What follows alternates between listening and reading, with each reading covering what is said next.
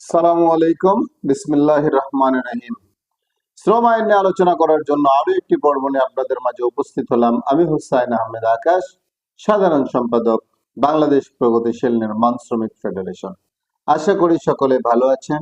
দেশ ও প্রবাসের সকল সেক্টরের সকল শ্রমিকদেরকে জানাই সংগ্রামী শুভেচ্ছা ও আন্তরিক অভিনন্দন। সংগ্রামী সাথী ও বন্ধুগণ, আজ আমরা আলোচনা করব শ্রম আইনের ধারা 241 নিয়ে, সুবিধা প্রাপ্তির যোগ্যতা। সকল সুবিধাভোগী এই অধ্যায়ের অধীনে সকল সুবিধা সমান অনুপাতে পাইবার এবং তহবিল দয়ে অংশগ্রহণের যোগ্য হইবেন।